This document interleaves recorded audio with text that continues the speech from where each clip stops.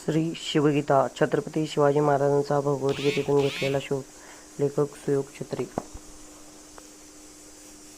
अध्याय 15. अखंड सावधता युग. स्वधर्ममपि चावेक्ष न विकंपी तुर्मर्षि धर्माद्धि युद्धाचे योन्य क्षत्रियस्य न विद्यते. भगवद्गीता अध्याय 2.31. अर्थ. तसेच स्वतःचा धर्म लक्षात घेऊनही तू भिता कामा नये, कारण क्षत्रियाला धर्माला अनुसरून असलेल्या युद्धाहून दुसरे कोणतेही कल्याणकारक कर्तव्य नाही. यदृच्छा चोपपन्नं स्वर्गद्वारमपावृतं सुखिनः क्षत्रियाः पार्थ लभन्ते युद्धमीदृशम्. भगवद्गीता अध्याय 2.32. अर्थ.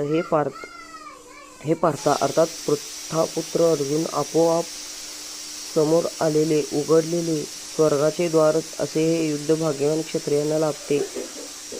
अथ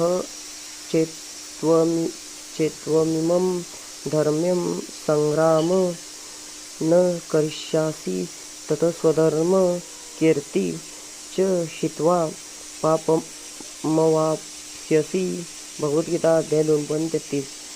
अर्थ. परंतु जर तू धर्मयुद्ध केले नाहीस तर स्वधर्म आणि कीर्ती गमावून पापाला जवळ करशील.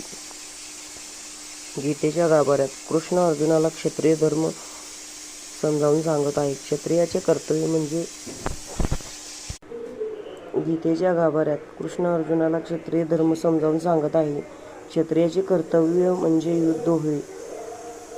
हे युद्ध केवळ राज्याच्या सीमा वाढवण्यासाठी नाही, तर इथल्या लोकांना योग्य आणि न्याय्य शासन मिळावे म्हणून आहे. युद्ध केले नाही तर अपकीर्ती होईल आणि जे ज्ञानी लोक तुला सन्मान करायचे ते सुद्धा तुझी विभत्सना करतील. युद्धात आलेले वीरमरण म्हणजे स्वर्गाचे दार आहे, असे कृष्ण अर्जुनाला वारंवार पटवून देत आहे.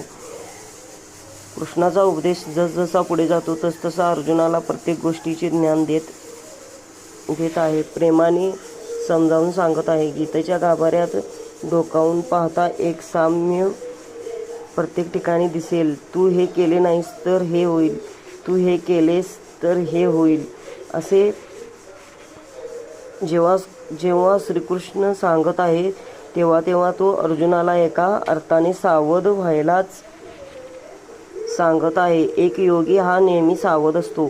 सावधानता ही मनुष्याचा आयुष्याचा प्रत्येक